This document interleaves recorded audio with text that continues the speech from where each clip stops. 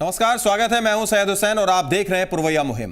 बिहार की स्वास्थ्य व्यवस्था का क्या सच है, ये किसी से नहीं छिपा है। आए दिन किसी ना किसी अस्पताल का सच हम आपके सामने लाते रहते हैं, लेकिन इसके बावजूद ऐसा लगता है मानो सरकार के कान के नीचे जू नहीं रेंगती है। ऐसे ही आज एक तस्वीर आपको दिखाने जा रहे हैं सहरसा सदर अस्पताल की, जहां के ब्लड बैंक को देखकर आप ना सिर्फ हैरान रह जाएंगे, बल्कि आपको लगेगा कि शायद इसे ही कहते हैं खून पानी होना। तो चलिए शुरू करते हैं पुरवैया मुहिम और देखते हैं ऑपरेशन ब्लड।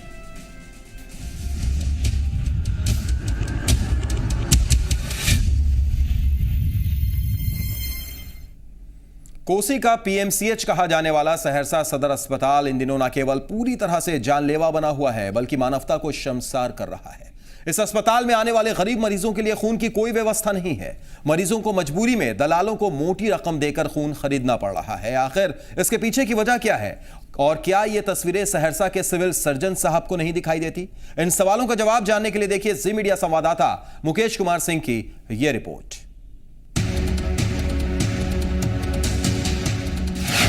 खून का काला कारोबार, इसे कहते हैं खून पानी होना। ऑपरेशन ब्लड बैंक, जिसका मकसद उन जरूरतमंदों की जान बचाना होता है जो खून की कमी की वजह से जिंदगी और मौत की जंग लड़ रहे होते हैं। हर अस्पताल में एक ब्लड बैंक होता है ताकि जरूरतमंदों को सही समय पर खून मिल सके। लेकिन क्या इस ब्लड बैंक का मकसद साकार हो पा रहा है? इसका जवाब सहरसा के सदर अस्पताल में तस्वीरों के जरिए आपको मिल जाएगा। देखिए, यह है सहरसा का ब्लड बैंक। जी हां, आप भले ही कंफ्यूज हो रहे हों और इसे कोई कबाड़ की दुकान समझ रहे हों, पर यही सच्चाई है सहरसा सदर अस्पताल के ब्लड बैंक की। इस ब्लड बैंक में ब्लड रखने के लिए 3 कीमती फ्रिज हैं, लेकिन इसमें से 2 खराब पड़े हुए हैं। वैसे तो यहाँ 350 से ज्यादा यूनिट रखे जा सकते हैं, लेकिन 2 फ्रिज के खराब रहने से महज 20 से 25 यूनिट खून ही रखे जाते हैं। हमारे यहाँ 3 फ्रिज है। 3 फ्रिज में एक फ्रिज का टेम्परेचर मेंटेन्ड है, जैसा कि आपने देखा भी 2 डिग्री से 8 डिग्री सेंटीग्रेड तक ब्लड को स्टोर करके रखा जाता है और यहाँ वो हम लोग मेंटेन करके रखते हैं। एक रेफ्रिजरेटर हमारा ठीक है, बाकी के 2 रेफ्रिजरेटर ठीक नहीं है, जिसके पीछे कारण यह है कि एड्स कंट्रोल सोसाइटी द्वारा अभी कोई बनाने के लिए फ्रिज को नहीं आ रहा है। और बाकी एक रेमी का जो फ्रिज है वो इंजीनियर आते हैं और बना के जाते हैं, लेकिन ख़राब हो जा रहा है फ्रिज। यहाँ वोल्टेज की आपूर्ति जो है, विद्युत की आपूर्ति सही नहीं है, वोल्टेज का प्रॉब्लम रहता है, जिसके वजह से बार बार उसका कंप्रेसर बढ़ जा रहा है। तो उसको सही करने के बाद जो है बाकी तीनों फ्रिज हमारा सही हो जाएगा। लेकिन यहाँ रक्तदाताओं में जागरूकता की कमी है। समय समय पे कैंप भी लगाया जाता है, लेकिन उस कैंप में ब्लड बहुत ही कम दिया जाता है। हो सकता है जो हमारे कैंप के संचालक हैं, जो हमारे एनजीओ हैं, वो अपने कर्मियों को या अपने सदस्य को सही से मोटिवेट नहीं कर पाते हैं ब्लड डोनेट करने के लिए। इन तस्वीरों को देखने और टेक्नीशियन की बात सुनने के बाद जब हम सिविल सर्जन साहब के पास पहुंचे और उनसे इस बदहाली के बारे में जानना चाहा, तो जो जवाब मिला उसे सुनकर हम हैरान रह गए। कार्यरत है, चालू हालत में है। ब्लड यहाँ उपलब्ध रहता है, लेकिन कम मात्रा में उपलब्ध रहता है। कि ऐसा यहाँ है कि हम लोग जो कलेक्शन करवाते हैं उससे कोई डोनेट करने वाले आते नहीं। कोई भी गिव एंड टेक ध्यान को लागू नहीं कर समझते नहीं है। ज़बरदस्ती हमको चाहिए देने के लिए कोई तैयार नहीं होता। तो ऐसी परिस्थिति में कठिनाई तो हो ही जाती है। ज़्यादा फ्रिज का सवाल है, मेरा पूरा फ्रिज, दोनों फ्रिज चल रहा है। लेकिन जी मीडिया ने खुद जाके वहाँ देखा है, 2 बड़े बड़े फ्रिज खराब पड़े हुए हैं। बयान है हमारे पास वहाँ के मुलाजिम के। 2 रोज पहले की बात है, हम स्वयं गए थे और फ्रिज को हमने चालू हालत में पाया है। सीएस साहब, लेकिन लगातार फ्रिज खराब। हाँ, उसको हमने ठीक करवाया है। एक फ्रिज बड़ा जो खराब था उसको हमने ठीक करवाया है। अभी फिलहाल फ्रिज ठीक है, मतलब 2 फ्रिज चालू हालत में। सिविल सर्जन की बात सुनकर आप भी लाजवाब हो गए होंगे, लेकिन कैमरे में कैद हुई तस्वीरों को गलत समझें या वहां काम कर रहे टेक्नीशियन की बात को झूठा माने, इसका जवाब आप बाखूबी जानते हैं। बहरहाल हमने उन मरीजों के परिजनों से भी बात करने की कोशिश की जिन्हें खून की जरूरत थी। उसी में से एक, जिसे बी पॉजिटिव खून की तलाश थी, उसने ऐसी बात बताई कि इस अस्पताल का एक और नेगेटिव और शर्मसार चेहरा सामने आ गया। हम लोग इलाज कराने आए हैं, ठीक है। मेरा पेशेंट वार्ड में भर्ती है सर, और 3 दिन से हम लोग बी पॉजिटिव ब्लड के लिए परेशान है, जिसमें कि बी पॉजिटिव ब्लड यहाँ पे मिल नहीं रहा सर। जब बोलते हैं हम लोग सर किसी प्रकार से हम लोग को सहायता कीजिए तो सर बोलता है यहाँ बी ब्लड है ही नहीं, आप लोग खुद अपना सहयोग कीजिए, जहाँ से लाइए ना लाइए वो उसको। तो आखिर अब क्या करोगे? अब लोग सब क्या बोल रहे हैं तुमको? लोग सब बोल रहे हैं आपको जहाँ सुविधा हो रही है आप कहीं से ऊपर कर लीजिए। तो फिर हम लोग कर क्या सकते हैं, हम लोग कहाँ से लाएंगे सर ब्लड? फिर जब यहाँ पे बोलता है तो बाहर में जब घूमते हैं तो दलालों से बोलता है कि क्या चाहिए, तो बोलते हैं जब ब्लड चाहिए तो वो लोग बोलता है जो 2000 4000 5000 रुपया दो और हम ब्लड दे सुविधा करके। जब उसको बोलते हैं तो इस ब्लड ये जो ब्लड दीजिएगा आप तो इसका गारंटर लीजिएगा, तो बोला इसका कोई गारंटी हम लोग नहीं लेते हैं। जाहिर है जान बचाने के लिए आखिर मरीज के परिजन करें भी तो क्या करें, और इसी का फायदा उठा रहे हैं दलाल। लेकिन विडंबना यह है कि सिविल सर्जन को ना तो बदहाली की तस्वीर दिखती है, ना ही खून का ये काला कारोबार। शायद इसे ही कहते हैं खून पानी होना। मुकेश कुमार सिंह, जी मीडिया, सहरसा। तो देख लिया आपने ये रिपोर्ट, और निश्चित तौर पर एक बड़ा सवाल खड़ा करती है कि क्या सिविल सर्जन साहब को ये तस्वीर नहीं दिखती है, सरकार को ये तस्वीर नहीं दिखती है, उस सरकार को जो स्वास्थ्य व्यवस्था के बारे में लगातार अपनी पीठ थपथपाने की बात करती रहती है, स्वास्थ्य मंत्री को ये तस्वीर आखिर क्यों नहीं नजर आती है। हम इसी पर चर्चा करेंगे। कुछ खास मेहमान हमारे साथ जुड़े हुए, उनसे आपका तारुफ कराते हैं। आप भी जुड़ सकते हैं, आप भी अपनी राय दे सकते हैं। फोन नंबर आपकी स्क्रीन पर फ्लैश हो रहे हैं। हमारे साथ डॉक्टर दिवाकर तेजस्वी साहब जुड़े हुए हैं, बहुत बहुत स्वागत है दिवाकर जी आपका। और हमारे साथ डॉक्टर राजीव रंजन जी भी हैं जो पूर्व सचिव हैं आईएमए के, आपका भी स्वागत है राजीव रंजन जी।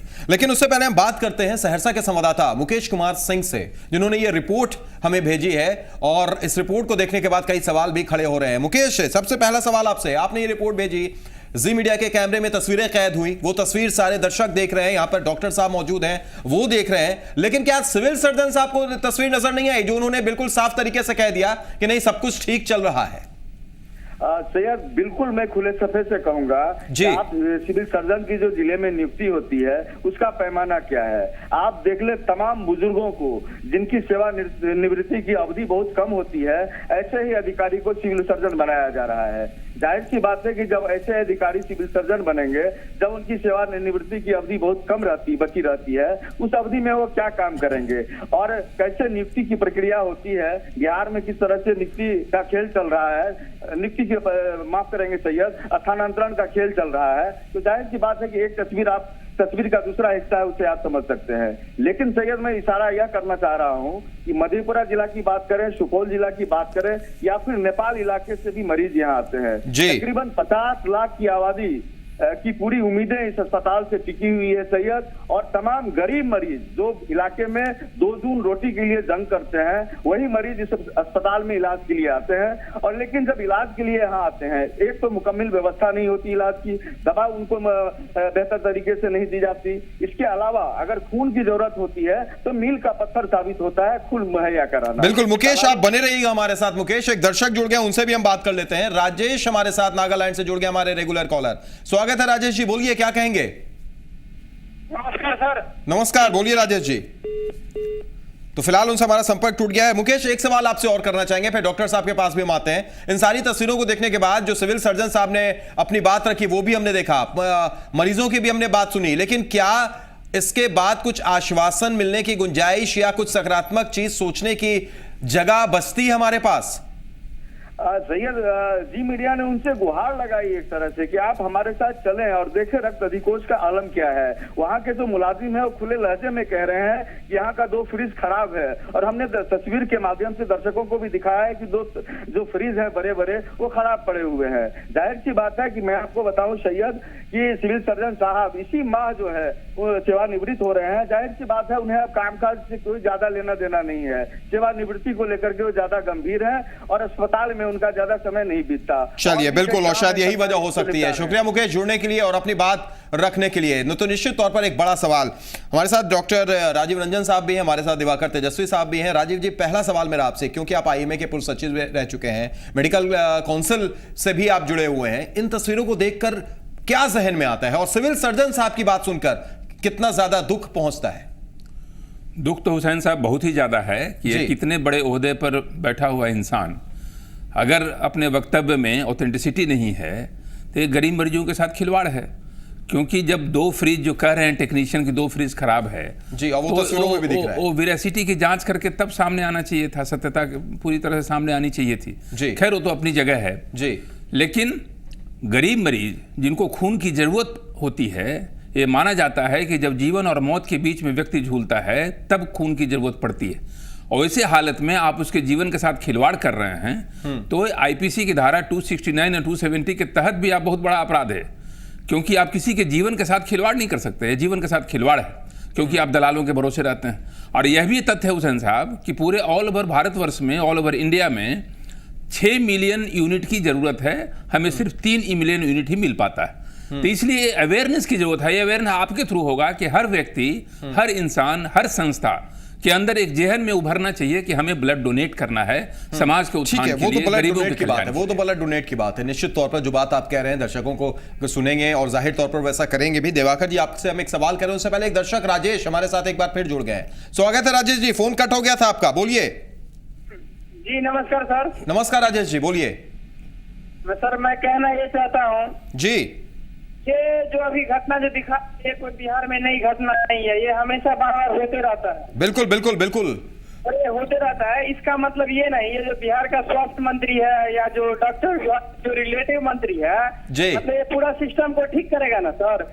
यदि अगर मान के चलिए उसका व्यवस्था रखने वाला अगर वो अपना साफ सुथरा से नहीं रखेगा तो कैसे होगा? चलिए बिल्कुल, आपकी बात शायद रामधनी सिंह तक अगर पहुंच रही होगी, स्वास्थ्य मंत्री तक पहुंच रही होगी, तो निश्चित तौर पर उन्हें यह सोचना चाहिए कि एक आम जनता, एक आम इंसान क्या सोचता है। शुक्रिया राजेश जी जुड़ने के लिए और अपनी बात रखने के लिए। दिवाकर जी, ये तो आम इंसान की बात थी, लेकिन उस मरीज के बारे में सोचिए जिसे बी पॉजिटिव चाहिए था और उसके परिजन दर दर भटक रहे हैं। अस्पताल में खून नहीं है, लेकिन सिविल सर्जन साहब कह रहे हैं बिल्कुल उपलब्ध है, सब कुछ उपलब्ध है। 2 से 10 हजार रुपए डिमांड की जाती है और मजबूरी में वो देगा भी इंसान, क्योंकि जिंदगी किसी की बचानी है, जैसा राजीव जी ने कहा। कितनी बड़ी विडंबना है ये, वो भी उस सूबे में जहां के मुख्यमंत्री कहते हुए नहीं थकते हैं, स्वास्थ्य मंत्री कहते हुए नहीं थकते हैं कि स्वास्थ्य व्यवस्था बहुत अच्छी हो गई है।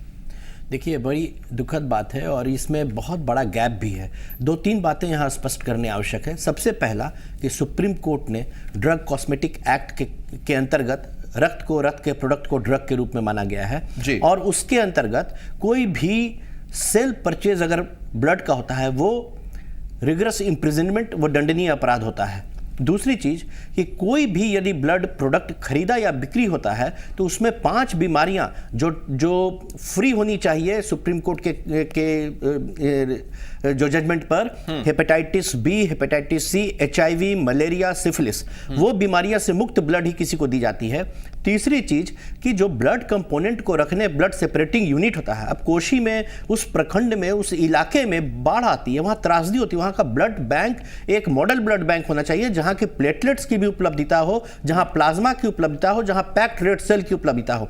जो रक्त को, सामान्य रक्त को रखना है वो 2 से 6 डिग्री पर, जो प्लाज्मा को रखना होता है -25 डिग्री पर, फ्रेश फ्लोरेसेंट प्लाज्मा, वो रह जाता है करीब 1 से 2 साल। लेकिन जो ब्लड होती है वो उसकी अवधि जो होती है 35 से 42 दिन, और जो प्लेटलेट्स होता है जब किसी को डेंगू होता है या प्लेटलेट्स की आवश्यकता होती है वो 4 से 5 दिन ही रहती है 20 डिग्री सेंटीग्रेड पर। तो अगर वहां पर ब्लड सेपरेटर यूनिट नहीं है तो यह बहुत बड़ी कमी है उस इलाके के लिए, जिसमें कि अन्य ब्लड कंपोनेंट्स की आवश्यकता है। और एक ही ब्लड रखने वाले फ्रिज में भी अगर गड़बड़ियां आती हैं तो वो बहुत बड़ी इसको नेग्लेक्ट कहा जाए। और तीसरी चीज जो इसमें सबसे महत्वपूर्ण है कि जागरूकता का बहुत बड़ा, ब्लड कहीं मैन्युफैक्चरिंग होता नहीं है। ब्लड हम आप अगर डोनेट करते हैं तभी वो ब्लड बैंक में रखा सकता है, लेकिन अगर आप डोनेट भी करते हैं और ब्लड बैंक रखने को सक्षम नहीं है, वहां ब्लड खराब हो जा रही है या टेम्परेचर वहां नहीं मेंटेन हो पा रहा है, फ्रीज नहीं है रखने के लिए, तो वो भी बेमानी है। व्यवस्था पर भी बड़ा सवाल। और ये तस्वीर सहरसा की जरूर है, लेकिन एक बानगी भर है। पटना में PMCH में भी क्या हाल है, कुछ दिन पहले हमने वो भी तस्वीर दिखाई थी। लेकिन राजीव जी, एक सवाल, इन सारी चीजों के बीच में एक जो चीज बेहद चौंकाने वाली है वो ये भी है कि 2 से 10 हजार रुपए की डिमांड होती है। यानी कहीं ना कहीं खून का ये काला कारोबार चल रहा है। सहरसा सदर अस्पताल में दलाल घूम रहे हैं, उन दलालों पर नजर जी मीडिया की पड़ जाती है, हमारे संवाददाता की पड़ जाती है। क्या सिविल सर्जन साहब या कोई दूसरे पदाधिकारी, दूसरे डॉक्टर्स, कोई भी प्रशासनिक अधिकारी उन तक नहीं पहुंच पाता है, या सब कुछ मिली भगत से? एक बात है हुसैन साहब कि जो मरीज 2 से 10 हजार रुपया दे रहा है ब्लड लेने के लिए, आप समझ सकते हैं कि वो ब्लड कैसा होगा, उसकी क्वालिटी कैसी होगी। वो होगा या तो रिक्शे वाले का या टमटम वाले का, जो गरीब बेचारा मजबूरी में जो ब्लड देता है उसके बदले में कुछ लेता है। जैसा कि अभी डॉक्टर साहब ने कहा कि सुप्रीम कोर्ट ने बैन लगा दिया है कि कोई ब्लड लेने के एवज में आप पैसे नहीं देंगे, लेकिन ये सारे ब्लड उन्हीं के हैं। जो मजबूरी में ब्लड दिए जाते हैं, जिनका कोई स्क्रीनिंग नहीं होता है, तो 10,000 रुपए दे करके भी वो जान को बचा नहीं पाएगा, महफूज नहीं रख पाएगा। दूसरी बात जो अभी बात चली कंपोनेंट सेपरेशन यूनिट की, CSU जिसे कहते हैं, सहरसा की तो बात छोड़ दीजिए, हमारे यहाँ IGIMS में नहीं है CSU जी, इंदिरा गांधी इंस्टीट्यूट में, तो आप इसकी बात क्या कर रहे हैं? तो विसंगतियां हर जगह हैं, इसे सुधारने की जरूरत है। अभी मुकेश जी ने एक बात जो कही थी, बड़ी पर्टिनेंट, बड़ा बर्निंग, बड़ा ज्वलन समस्या है कि रिटायरमेंट के वर्ष पर लोग सिविल सर्जन होते हैं। हम लोग हमेशा ही मान के चलते हैं कि जैसे डिस्ट्रिक्ट का मालिक जो पुलिस होता है, IPS, IAS, अपनी भरी जवानी में डिस्ट्रिक्ट संभालता है। Exactly. और यहाँ हेल्थ को संभालने वाले सब बूढ़े और कृषकाय लोगों को दिया जाता है जो रिटायरमेंट के वर्ष पे होते हैं। एक ऑल इंडिया मेडिकल सर्विस की स्थापना होनी चाहिए, वहां से जो लोग आए अपने फ्रेश ब्लड से, फ्रेश एनर्जी के साथ वो डिस्ट्रिक्ट संभालें, उसका माजरा कुछ और होगा, उसकी स्थिति। लेकिन राजीव जी, ये अगर चीज को अगर आप देखें, जिस तरफ आप इशारा भी कर रहे हैं, तो इसमें क्या IMA को हस्तक्षेप नहीं करना होगा, इंटरवीन नहीं करना होगा? क्योंकि आप ये देखिए कि अगर सिविल सर्जन की ऐसी उम्र रहती है जिसके तरफ आप इशारा कर रहे हैं, जिसके तरफ हमारे संवाददाता मुकेश भी इशारा कर रहे थे, सिविल सर्जन का रोल होता है जो रखा जाता है वो ये कि वो जगह जगह जाकर जो भी PSC है या फिर जो छोटे अस्पताल है या सदर अस्पताल है वहां पर निगरानी रखे, औचक निरीक्षण भी वो कर सकता है। लेकिन इस उम्र में वो कहां जाएंगे, कैसे जाएंगे? तो क्या इंटरवीन यहां पर IMA को करना चाहिए या नहीं करना चाहिए? क्योंकि IMA सरकार के पॉलिसी मेकिंग में IMA नहीं रहती है। लेकिन इन तस्वीरों को देखकर जहां पर किसी की जान के साथ अगर कोई डॉक्टर की तरफ से चूक होता है, चाहे ऐसा हमारे अंदर कोई ऐसी व्यवस्था बनी हुई है, उस व्यवस्था में हम पूरी तरह से तन्मय नहीं हो पाते हैं, तत्पर नहीं हो पाते हैं, वहां हम IMA का रोल आता है। जहां पर लेकिन काला कारोबार आप देख रहे हैं चल रहा है, क्या यहां पर IMA को नहीं आना चाहिए? एकदम आना चाहिए। हाँ। अगर एक कंप्लेन आपने दिखाया, और IMA को धन्यवाद देना चाहिए आप मीडिया के बंधुओं का कि इस तरह की विसंगतियों को आपने उजागर किया है। इस पर हमारी एक फैक्ट फाइंडिंग टीम भी, हम समझते हैं कि एक मीटिंग करके हम लोग हमेशा जब भी इस तरह की बात कोई उजागर होती है, हम ये देखना चाहते हैं, कुछ उम्मीद करें क्योंकि IMA आप इस बात को उठाने की कोशिश करेंगे, रखने की कोशिश करेंगे। IMA तो बानगी भर है। IMA किस लिए है? IMA एक ऐसी संस्था नहीं है जो सिर्फ डॉक्टरों के ट्रेड यूनियन बन करके डॉक्टरों के हित और अहित की बात करती है। हमें मरीजों का हित अहित देखना है, क्योंकि मरीज जब नहीं रहेंगे, मरीज जब महफूज नहीं रहेंगे, मरीज जब स्वस्थ नहीं रहेंगे, तो डॉक्टर किस काम के, हमारा एसोसिएशन किस काम का? इसलिए उनका कल्याण, उनकी व्यवस्था, उनका हित सर्वोपरि है, हमारी नजर में सर्वोपरि है। और जब भी इस तरह की बात होगी IMA इसमें आएगा। दिवाकर जी, ये तस्वीर देखने के बाद एक डॉक्टर होने के नाते, आप भी डॉक्टर हैं, राजीव जी भी डॉक्टर हैं, दोनों लोग आप यहाँ पे डॉक्टर बैठे हैं, डॉक्टर को धरती का भगवान कहा जाता है, लेकिन जिस वक्त ये चीजें दिखती हैं उस वक्त एक डॉक्टर होने के नाते कैसा लगता है, किस तरीके का महसूस करते हैं? देखिए, बहुत दुखद लगता है, क्योंकि मैं पेशे से चिकित्सक होने के कारण बहुत सारे इन्फेक्शस डिजीज को देख रहा हूं, और बहुत सारे ऐसे गरीब परिवार की महिलाएं या ऐसे लोग हैं जिन्हें ब्लड खरीदने के कारण से HIV हुआ है, हेपेटाइटिस B हुआ है, हेपेटाइटिस C हुआ है।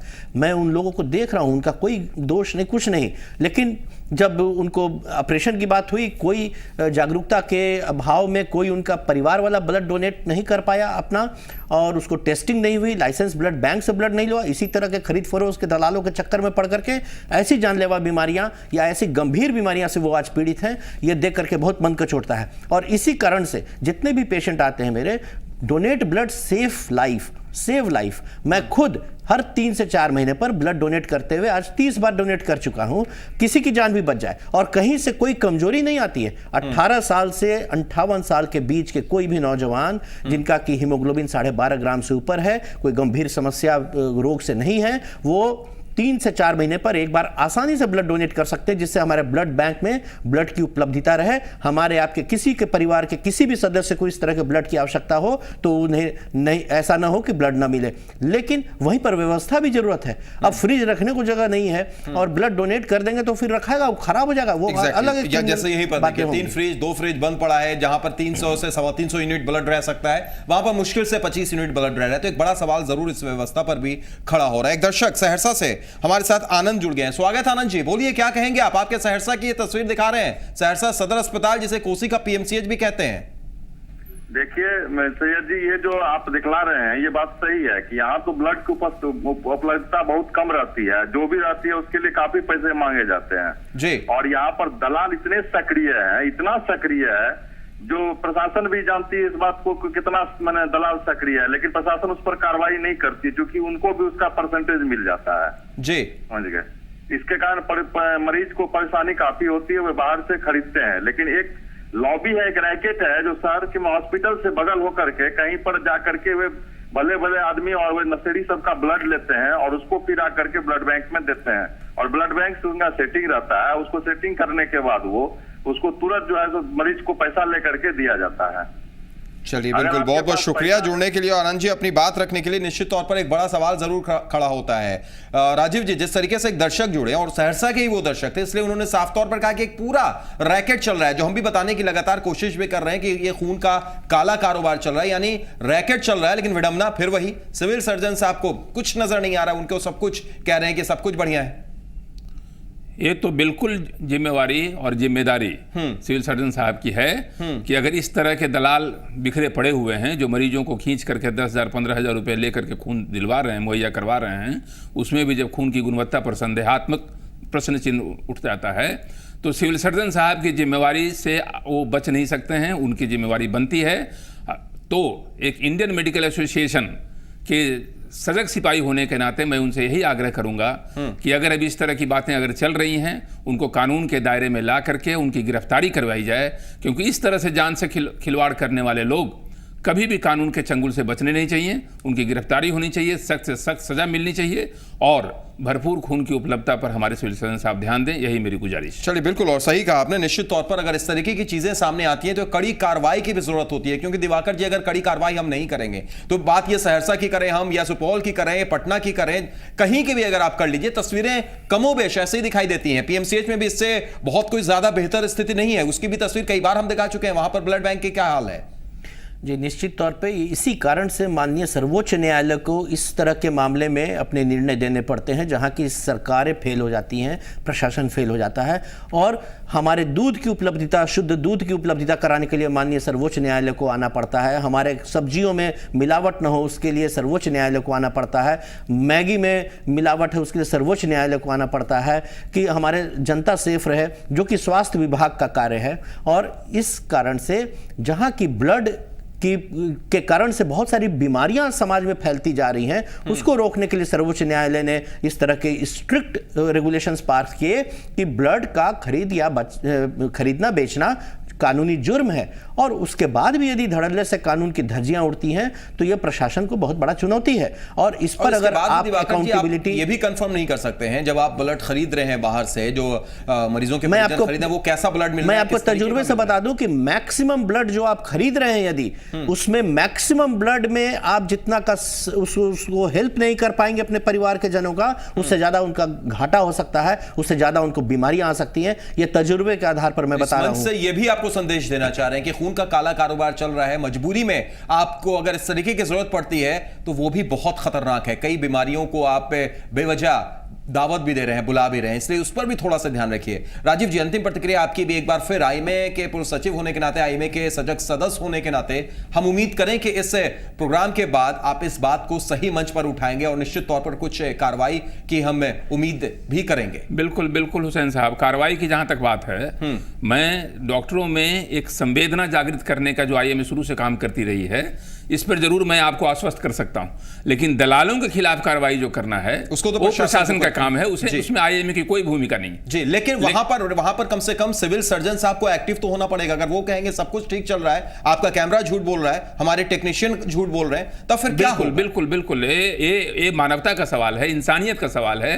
और सिविल सर्जन साहब इंसानियत और मानवता से गुरेज नहीं कर सकते हैं। उन्हें उनके वक्तव्य को, उनको आईना दिखाना ही पड़ेगा, उनको दर्पण दिखाना पड़ेगा, और हम लोग इसका काम करेंगे। चलिए, और एक बात जो आपने कहा था कि यदि चिकित्सक होने के नाते आपको कैसा लगता है, तो इतनी दर्द की अनुभूति होती है, एक ऐसी वेदना है, एक ऐसी टीस है जिसको बयान आप शब्दों में नहीं कर सकते कि क्यों ऐसा हो रहा है। बिल्कुल, एक बड़ी विडंबना यही है। चलिए, फिर भी हम कुछ ऐसी उम्मीद करेंगे कि तस्वीर शायद बदले। बहुत बहुत शुक्रिया राजीव जी, आपका भी शुक्रिया दिवाकर जी, आपका भी। उम्मीद यही है कि ऑपरेशन ब्लड दिखाने के बाद शायद कुछ तस्वीर बदले, कुछ कार्रवाई हो, और वहां पर ये जो खून का काला कारोबार सहरसा सदर अस्पताल में चल रहा है उस पर रोक लगे। लेकिन आप कहीं मत जाइएगा, क्योंकि एक छोटा सा ब्रेक, और ब्रेक के उस पार हम बात करेंगे कि कैसे चौथे स्तंभ पर एक बार फिर हुआ है जानलेवा हमला।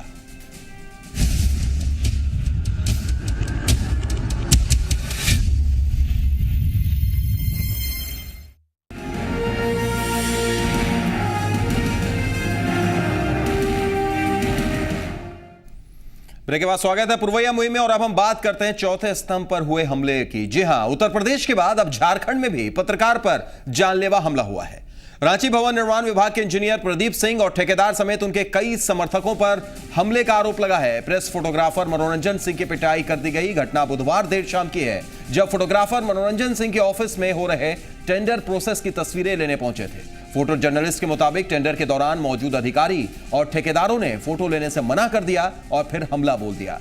मनोरंजन को रिम्स में भर्ती कराया गया है। कैमरा छीनकर उसका चिप भी निकाल लिया गया, मोबाइल भी छीन लिया गया। आज रांची के पत्रकारों ने मुख्यमंत्री रघुवर दास से इस पूरे मामले में मुलाकात की, प्रदर्शन किया, जिसके बाद मुख्यमंत्री ने आश्वासन दिया है कि दोषियों के खिलाफ जल्द कार्रवाई की जाएगी। मुख्यमंत्री रघुवर दास ने जांच के आदेश भी दिए हैं। 24 घंटे के अंदर जांच रिपोर्ट तलब की है। लेकिन एक बड़ा सवाल कि यूपी के बाद अब रांची में चौथे स्तंभ पर हमला। आपको याद होगा यूपी में किस तरीके से एक पत्रकार को यह लिखना महंगा पड़ गया, मंत्री जी के खिलाफ लिखना महंगा पड़ गया और जिंदा जलाने का आरोप भी लगा है पत्रकार पर। और अब एक जानलेवा हमला झारखंड में भी नजर आया है। यूपी के बाद रांची में पत्रकार पर हमला हुआ है। आपको एक बार फिर बता दें, ये फोटो जर्नलिस्ट थे जो भवन निर्माण विभाग के टेंडर के दौरान फोटो ले रहे थे और उस दौरान उन पर हमला होता है। ये तस्वीरें आप देख सकते हैं। रिम्स में इस वक्त भर्ती है। बिल्डर पर फोटो जर्नलिस्ट से मारपीट का आरोप लगा है।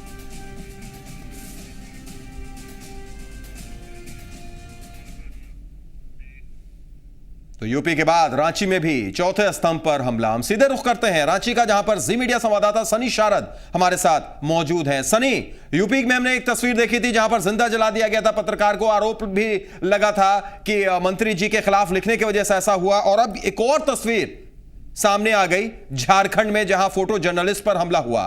फिलहाल वो कैसे हैं, क्योंकि आप गए भी थे, मुलाकात भी हुई थी, इसलिए मैं सबसे पहले उनकी स्थिति जानना चाहूंगा। अभी कैसे हैं वो?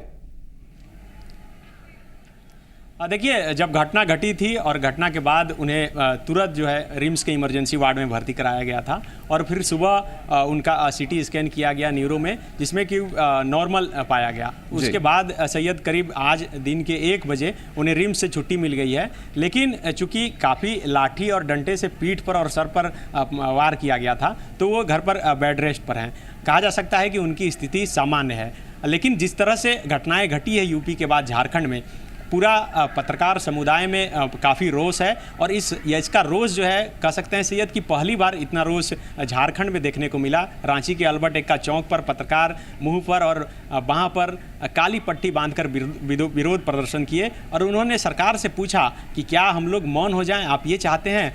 कई वहाँ पर पत्रकार थे, उनमें से कुछ ऐसे भी पत्रकार हैं जो अभी सीधे हमसे बात करने के लिए आए हुए हैं। जी, आप उनसे बात कीजिए सनी। बताइएगा कि जिस तरह से घटनाएं घटी, क्या लगता है कि ये स्थिति की क्या दिखाना चाह रही है और किस ओर जा रही है? देखिए, जब बदलाव होता है समाज में और लोकतंत्र में, जब आप किसी बदलाव की कल्पना करते हैं, अगर बदलाव लाना चाहते हैं, और पत्रकार वही काम करता है समाज के लिए कि समाज में जो बदलाव आता है, जो भ्रष्टाचार के मामले हैं उनको उजागर करता है, तो निश्चित रूप से उसको क्षति होती है। और ये क्षति झारखंड में भी देखने को मिली। जिस तरह से पत्रकार पर हमला किया गया, वो निश्चित ही लोकतंत्र के लिए एक दुखद संयोग है। और ये कहा जाए कि लोकतंत्र के एक सजग प्रहरी को रोकने का प्रयास किया गया है। और जिस तरह से ये लोकतंत्र आगे बढ़ रहा है और लगातार विकसित होता जा रहा है लोकतंत्र, लेकिन कई कुव्यवस्थाएं और जो अवधारणाएं हैं वो साथ में लोकतंत्र के आ रही है, जिसमें पत्रकारों पर लगातार हमले आप देख रहे हैं। जी, आप एक बीजेपी बीट देखते हैं, सीएम बीट देखते हैं। जिस तरह से आज तमाम समाचार पत्रों में खबरें छपी कि 6 करोड़ की गाड़ियां आ रही है सीएम के सिक्योरिटी के लिए, बुलेट प्रूफ गाड़ियां, और दूसरी ओर एक पत्रकार पर हमला होता है और सुरक्षा को लेकर सवाल खड़ा होता है। कितना बड़ा गैप लगता है लोकतंत्र के चौथे स्तंभ और पहले, दूसरे, तीसरे स्तंभ के बीच? देखिए, लोकतंत्र में हमारा जो संविधान है, संविधान में के किसी आर्टिकल में पत्रकारों को जिक्र नहीं किया गया है। लेकिन जो अनुच्छेद 19A का है, वहाँ पे पत्रकारों को अभिव्यक्ति की स्वतंत्रता मिली है और उसी स्वतंत्रता के अधिकार के तहत हम अपना काम करते हैं। तो लोकतंत्र में जो 3 स्तंभ हैं, जो विधायिका है, कार्यपालिका है और न्यायपालिका, ये तीनों का बराबर यूँ कहें कि कभी ना कभी आप उसके शिकार होते ही रहते हैं। जो लोकतंत्र लोकतंत्र का चौथा स्तंभ है, वो कहीं ना कहीं इनके बीच पिसा हुआ महसूस करता है और लोकतंत्र के तीनों स्तंभों के द्वारा लगातार दबाया जाता है। क्योंकि जनता की आवाज़, अगर इन तीनों में से अगर आप देखेंगे तो जनता की आवाज़ अगर कोई उठाता है तो लोकतंत्र का चौथा स्तंभ मीडिया है। मीडिया जो सजग प्रहरी का काम करता है, जनता के जो अधिकारों की बात करता है और जनता के अधिकारों को उठाता है, लोगों के सरकार के समक्ष। मीडिया जो है मध्यस्थता करता है, जनता की बात सरकार तक पहुंचाता है और सरकार की बात जनता तक पहुंचाता है। लेकिन जब आप एक पत्रकार होकर फील्ड में निकलते हैं तो कितनी बड़ी चुनौती आज के दृश्य को देखते हुए मानते हैं? जी, जैसा जो कल रात जो मनोरंजन के साथ हुई तो उनके साथ जो घटना घटी, तो इससे साफ जाहिर होता है कि अभी जो वक्त है इसमें मतलब कि कहीं भी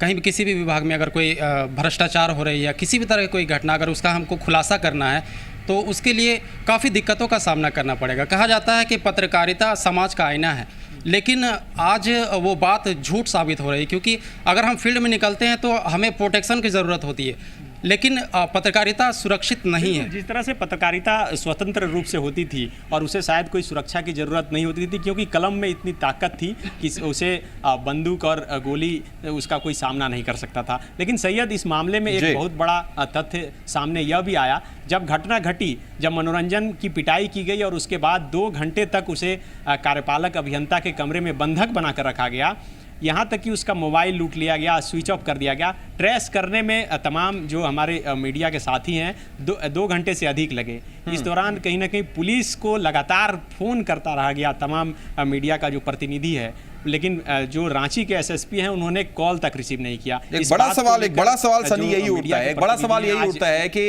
हम जिनकी आवाज़ उठाते हैं, हम जिनके लिए सड़क पर उतरते हैं, हम जिनके लिए दिखाते हैं, अपनी जान खतरे में डालते हैं, हमारा कलम उनके लिए लिखता है, उसके बाद जब इस तरीके की चीजें होती हैं तो निश्चित तौर पर कई सवाल खड़े होते हैं। लेकिन इन सारी चीजों के बीच में सनी, ये भी हम आपसे जानना चाहेंगे कि जब आज विरोध प्रदर्शन किया गया, जब फोटो जर्नलिस्ट पर हमले को लेकर आपने आवाजें बुलंद करने की कोशिश की, तो रघुवर दास ने भी आश्वासन जरूर दिया। क्या हुआ उस आश्वासन का और क्या कुछ कहा गया है?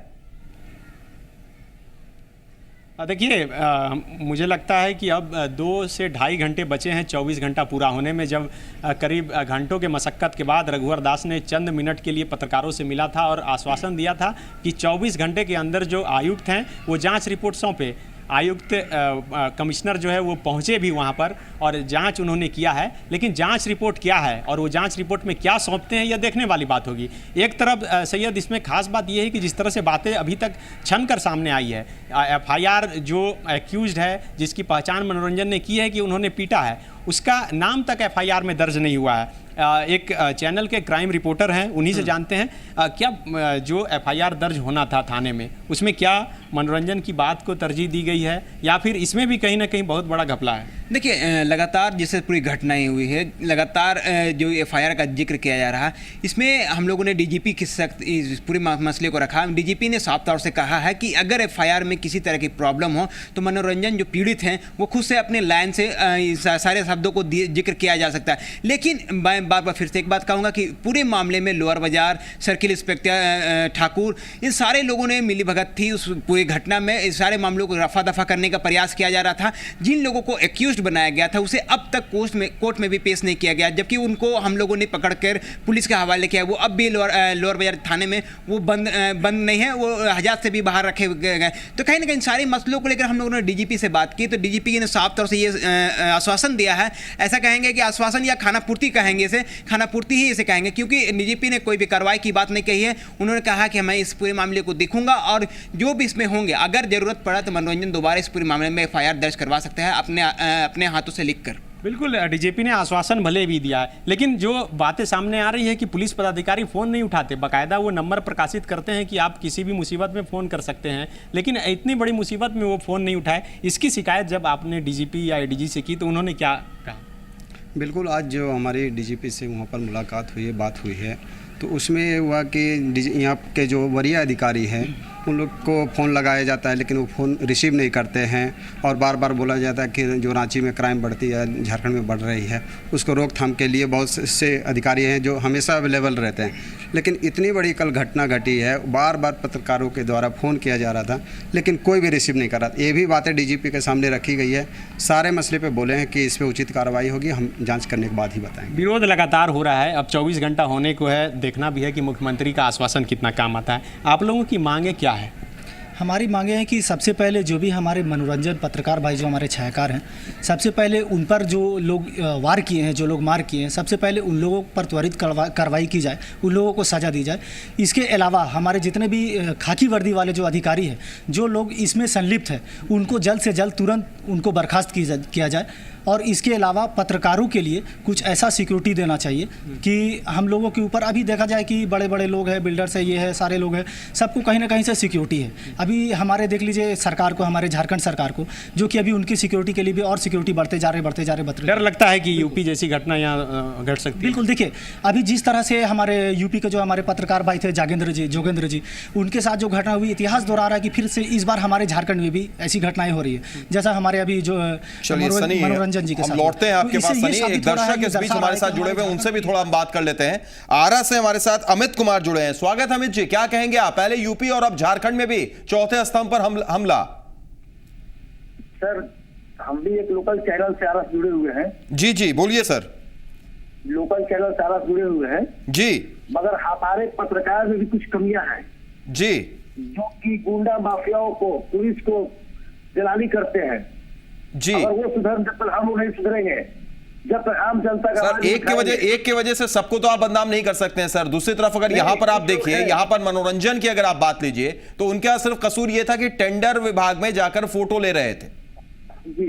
तो क्या फोटो लेना मना है? हम लोग देखता होगा, अगर हम जनता के बीच में रहेंगे तो कोई माफिया, कोई पुलिस वाले हम लोग को उंगली नहीं उठाएगा जी। प्रिंट मीडिया हो, अगर इलेक्ट्रॉनिक्स मीडिया, तो प्रिंट मीडिया का कहते हैं क्या कि हम प्रिंट मीडिया है, इलेक्ट्रॉनिक्स मीडिया नहीं, इससे मतलब नहीं है। तो अगर हम लोग एकता बना लेंगे तो कोई हम लोग को उंगली नहीं उठाएंगे। चलिए, बिल्कुल बहुत बहुत शुक्रिया जुड़ने के लिए और अपनी बात रखने के लिए अमित जी। तो एक सवाल जरूर यहां पर सनी के पास हम दोबारा लौट रहे हैं। सनी, लगातार आप बात कर रहे हैं, कई पत्रकार बंधु भी आपके साथ मौजूद हैं, उसमें एक क्राइम के भी जो देखते हैं उनसे भी आप बात कर रहे थे, क्राइम रिपोर्टर भी थे, उनसे आप थोड़ा ये सवाल कीजिए कि जब खबरें आती हैं, जिस वक्त खबरें हम सुनते हैं, देखते हैं क्राइम की खबर, और उसके बाद जब उसे बनाते हैं, लिखते हैं और वो खबर चलाते भी हैं, प्रसारित भी होती है, दर्शक देखते हैं, टीआरपी की तरफ भी लोग कहीं ना कहीं सोचते रहते हैं, देखते रहते हैं, लेकिन इन सबके बीच में जब उन्हें पहली बार ये पता चला कि एक साथी पत्रकार के साथ ऐसा हादसा हुआ है तो कितना ज्यादा उन्हें दुख पहुंचा था और क्या उनकी फीलिंग आई थी? सवाल कीजिएगा उनसे थोड़ा। सनी, बिल्कुल, जिस तरह से मनोरंजन की खबर सामने आई, मुझे लगता है कि करीब 7:15 बजे के आसपास खबर हम लोगों तक पहुंच चुकी थी कि मनोरंजन को किसी ने अगवा कर लिया है और कहीं गुप्त जगह पे रखा है। ऐसी खबरें जब आप तक आती है, या झारखंड में कहें तो ऐसी पहली बार हुई कि किसी पत्रकार को 2 घंटे तक बंधक बना के रखा गया। जब ये खबर आप तक पहुँची तो क्या उस समय फीलिंग्स थी आपकी? देखिए, सबसे पहले ये फीलिंग थी हमारी कि इस तरह की पहली घटना था, हम लोगों ने कभी सोचा भी नहीं था कि झारखंड में पत्रकारों को अगवा किया जाएगा और बंधक बनाया जाएगा और उसके साथ दुर्व्यवहार के साथ साथ बहुत ज़बरदस्त मारपीट भी की जाएगी। ये तो संजोग था कि हम लोगों ने खुद से स्वयं से खोज निकाला फोटोग्राफर को, छायाकार को, वरना पुलिस तो हाथ धर के बैठी हुई थी और पुलिस लगातार जो है सो न फ़ोन रिसीव कर रही थी। और सबसे बड़ी यहाँ दिलचस्प बात है कि इसमें केवल पुलिस की ही दोषी नहीं है, बल्कि इस पूरे सिस्टम में जो ब्यूरोक्रेट्स हैं पूरे एक हो गए हैं। यहाँ पर जो ठेकेदार जो मारपीट कर रहे थे, वहाँ पर जो हमारे वर्तमान में एसडीओ अमित कुमार हैं, उनके भाई विनीत कुमार भी ठेकेदारी का काम करते हैं और ठेकेदार की मैनेज करने के लिए जो ठीक है सनी, यानी बिल्डर पर आरोप लग रहा है, लेकिन बिल्डर की ना गिरफ्तारी हुई ना उनके खिलाफ FIR दर्ज हुआ है। हम दोबारा लौट रहे हैं सनी आपके पास, एक दर्शक मुजफ्फरपुर से हमारे साथ जुड़े हुए हैं। स्वागत है आपका, क्या नाम है? जी नमस्ते, पिंकी शाही नाम हुआ। जी जी पिंकी जी बोलिए, क्या कहेंगे आप? जी, और हम लोग सामाजिक लोग हैं जी, जेडीयू की नेत्री हैं, लेकिन हम लोग को तो बराबर हम लोग जानते हैं जो पत्रकार समाज का आईना है जी, और कोई भी घटना जब प्रशासन मदद नहीं करता है तो पत्रकार भाई खड़ा होकर के उसको मदद करते हैं जी। और पत्रकार के साथ ऐसा तो लगता है जो गुंडा राज वहाँ पर हो गया जी, और गुंडा राज हो गया, और यह तो डायरेक्ट बीजेपी पर जाता है ना, अभी तो बीजेपी का सरकार है वहाँ।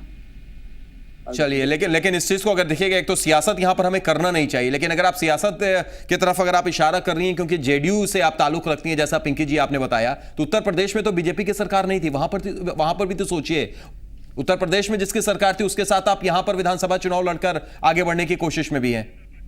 नहीं तो वहाँ मान लीजिए विधानसभा, लेकिन जो गुंडा राज करेगा उसका तो जो देता सरकार भी चले, लेकिन जो गलत करेगा जी, जो गलत करेगा सो गलत है, यही मेरा भी कहना था कि यहां पर किसी पार्टी विशेष जोड़कर ना देखें, क्योंकि सवाल सियासत का नहीं है, सवाल यह है कि आखिर चौथे स्तंभ पर लगातार हमले क्यों। शुक्रिया जुड़ने के लिए और अपनी बात रखने के लिए। एक और दर्शक हमारे रेगुलर कॉलर पटना से उपेंद्र जुड़ गए हैं। स्वागत है उपेंद्र जी, क्या कहेंगे आज आप? आज एंकर महोदय मेरा ये कहना है जी कि जो ये बात आप बता रहे हैं जी, वो कहीं से भी वो उचित नहीं है, सही नहीं है, गलत है और इसके लिए दंड मिलना चाहिए। लेकिन जी मीडिया को भी, चाहे फोटोग्राफर हो या स्टिल मतलब मीडिया हो या इलेक्ट्रॉनिक मीडिया हो, जो भी हो जी, वो पाक साफ दिल से जी और गलत चीज का उजागर यदि करे तो जनता उसके साथ है। किसी की हिमाकत और हिम्मत नहीं है कि मीडिया पर हाथ उठा दे। बहुत अच्छा लगा उपेंद्र जी, बहुत अच्छा लगा आपने इस तरीके की बात कही, और निश्चित तौर पर आप ही का साथ है कि हम भी इस तरीके की तस्वीरें और इस तरीके की खबरें लगातार दिखाते रहते हैं। उपेंद्र जी, तो फिलहाल उनसे संपर्क हमारा टूट गया। एक छोटे से ब्रेक के लिए हम रुकेंगे, लेकिन ब्रेक के बाद भी चर्चा लगातार जारी है। सनी की तरफ हम लौटेंगे और यह भी जानने की कोशिश करेंगे कि आखिर सब कुछ जानते हुए भी किसी की गिरफ्तारी या किसी पर एफआईआर दर्ज क्यों नहीं हो रहा है। तुरंत लौटते हैं।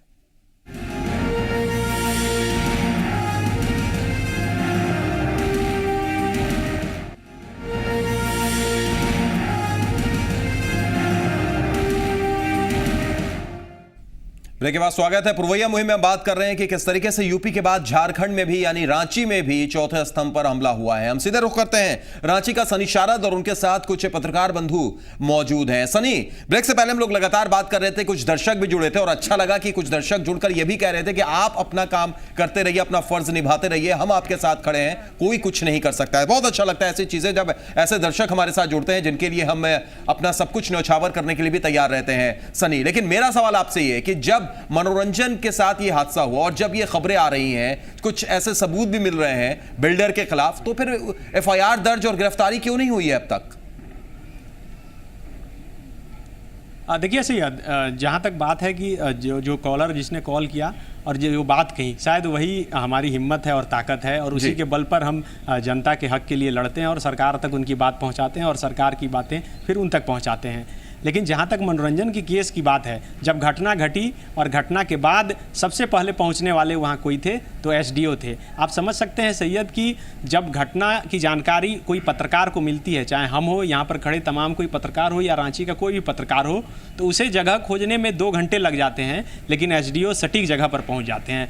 जबकि वो कहीं ना कहीं एक सबसे पहले यदि सूचना देनी थी वहाँ के अधिकारियों को तो पुलिस को देनी चाहिए थी। पुलिस से पहले एसडीओ पहुँच गए और शायद इसलिए रांची के एसडीओ पर कहीं ना कहीं सबकी जो है निगाह है दूसरी ओर से, वो देख रहे हैं, उन्हें संदेह के घेरे में है एसडीओ की पूरी ये कार्रवाई जो है, और इसे लेकर रांची के पत्रकारों में रोष है। लेकिन अशोक जी, जिस तरह से घटनाएं घटी और जिस तरह से एसडीओ की पूरी कार्रवाई जो है संदेह के घेरे में आ रही है, तो क्या लगता है एसडीओ वहां पहुंचे, इसमें कुछ मिली भगत की बात सामने आ रही है क्या? देखिए, ये नई बात नहीं है। जो ब्यूरोक्रेसी है वो अब दूसरे धर्रे पर चलने लगी है। ब्यूरोक्रेसी अब ठेकेदारी प्रथा पर जोर देने लगी है, और जो ब्यूरोक्रेसी है वो लगातार जो प्रयास कर रही है, उनके भाई बंधु या उनके रिलेटिव किसी प्रकार से सरकारी जो राशि है उसका कैसे बंदर बांट हो, उसका नमूना ये उदाहरण है। और उसी का जब एक मीडियाकर्मी अगर वो खबर प्रकाशित करने के लिए प्रयास करता है तो उसको ऐसी बाधाएं झेलनी पड़ती हैं। और ये कहा जा सकता है पूरे, अगर आप घटनाक्रम को देखेंगे तो ब्यूरोक्रेसी ठेकेदारों के साथ कहीं ना कहीं मिली हुई है, और पुलिस भी उसकी सक्रिय भूमिका है। पुलिस का भी एक जो तबका है वो भी यहाँ पर इन्वॉल्व है इस पूरे जो झारखंड में ब्यूरोक्रेसी अफसरशाही पर हमेशा से सवाल खड़ा होता रहा है। आप वहाँ पर घटनास्थल पर पहुँचे थे और जब एसडीओ वहाँ पर बयान दर्ज कर रहे थे, उस समय की स्थिति क्या थी? जब ज़्यादा पत्रकार वहाँ नहीं जुट पाए थे, 2-3 लोग थे, तो क्या स्थिति? देखिए, जिस वजह से हम लोग वहाँ पे पहुँचे, हम लोग 4-5 पत्रकार जिस वक्त पहुँचे, उसमें एसडीओ के प्रथम बयान की अगर हम बात करें तो उनका साफ तौर से कहना था कि हम मनोरंजन को बचाने का काम कर रहे हैं। आप इस बात को समझिए कि वो बचाने का क्यों काम कर रहे हैं? मनोरंजन को अपराधी तत्व करने थे, वो एक पत्रकार था और वो अपने काम से अपने सनी ये भी सवाल कर लीजिएगा क्योंकि वक्त की भी कमी है कि आप पत्रकार बंधु क्या चाहते हैं और गिरफ्तारी या एफआईआर दर्ज क्यों नहीं हो पा रही? करने वहाँ पहुंचे थे, साफ तौर से कह सकते हैं कि मनोरंजन को उस वक्त दबाव डाला जा रहा था कि वो इस पूरे मामले में ना पड़े, नहीं तो आप पर भी एफआईआर किया जा सकता है। अब आप लोग क्या चाहते हैं? देखिए, सबसे बड़ी यहाँ चीज़ है कि हम लोग को जो उम्मीद है कि जो यहाँ पर जितने भी मिली भगत हैं, कार्यपालक अभियंता जो हैं, पीके सिंह हैं, प्रदीप कुमार सिंह, वो उन पर कार्रवाई हो, बर्खास्त हो, पहले सस्पेंशन उनकी होनी चाहिए, उसके बाद जो भी होगा प्रक्रिया वो होनी चाहिए। इसके अलावा यहाँ पर जो है सो एसडीओ अमित कुमार हैं, सबसे पहले उनकी कार्रवाई चाहिए कि वो बहुत बड़ा इस खेल में बहुत बड़ा खिलाड़ी निकले हैं। और इसके अलावा यहाँ पर पुलिस जो है, पुलिस यहाँ एक इंस्पेक्टर से लेकर यहाँ पर जो अपराधी गिरफ्तार हुआ है, यहाँ पर जो मारपीट कर रहे थे ठेकेदार, उसको भी लोग भगाने का कोशिश किया था। पत्रकार ने 2 बार उसको पकड़ करके दिया है, पुलिस को सौंपा था, लेकिन फिर भी जो है उसने भगाने की कोशिश की। तो कहीं ना कहीं साफ जाहिर होता है कि पुलिस पदाधिकारी को भी सस्पेंशन होना चाहिए था, लेकिन अब देखना है कि क्या यहाँ पर होता है। बिल्कुल, जिस तरह से घटना घटी और लगातार सस्पेंशन की बात हो रही है, लेकिन आपकी क्या मांग होगी? और देखिए, अब पूरे घटनाक्रम पर गौर करें। इसके पहले भी झारखंड में पत्रकारों की हत्या हो चुकी है। देवघर में एक पत्रकार मारा जाता है, एक मंत्री की संलिप्तता होती है और ऐसे में कार्रवाई नहीं होती है, तो कार्रवाई सरकार को करनी होगी। और जिस तरह से मुख्यमंत्री रघुवर दास ने आश्वासन दिया है, 24 घंटे कुछ ही घंटे के बाद बीतने वाले हैं, इसके बाद इंतजार है पत्रकारों को कि जो आयुक्त की रिपोर्ट आती है उस रिपोर्ट में क्या आता है और उसके बाद जो कार्रवाई मुख्यमंत्री की ओर से की जाती है उसमें क्या उभर कर आता है। लेकिन एक बात यहाँ ध्यान देने की जरूरत है कि कानून का जो डर है वो सभी लोगों में होना चाहिए और कानून का डर शायद झारखंड से जाता हुआ दिखाई दे रहा है, चाहे वह अपराधी हो या अधिकारी हो, तमाम लोग कानून फोन नहीं उठाता, शायद इसलिए डर नहीं है किसी को। देखिए, अब कानून अपना काम नहीं कर रहा है। मैंने पहले ही कहा कि जो कार्यपालिका है वो कभी दूसरे रास्ते जा रही है और कार्यपालिका का जो मकसद होता है कार्यों को एग्जीक्यूट कराने का, न कि कार्यों को सनी बिल्कुल वक्त की हमारे पास कमी है, लेकिन मनोरंजन के साथ हम जरूर हैं, सारी मीडिया उनके साथ है, सारे पत्रकार उनके साथ हैं, भले प्रिंट हो, इलेक्ट्रॉनिक हो, कोई भी हो, सब उनके साथ हैं। लेकिन उम्मीद झारखंड सरकार से भी है कि यूपी में जो हुआ और उसके बाद भी वहां की सरकार खामोश रही, झारखंड में वो स्थिति ना दोहराई जाए और मनोरंजन के खिलाफ ऐसा करने वालों को जल्द से जल्द गिरफ्तार किया जाए, कार्रवाई की जाए। बहुत बहुत शुक्रिया सनी, आपका भी और आपके साथ जितने भी तमाम पत्रकार बंधु हैं उनका भी शुक्रिया। तो पुरवैया मुहिम में आज के लिए इतना ही, लेकिन आप बने रहिए हमारे साथ क्योंकि यहां खबरों का सफर कभी थमता नहीं।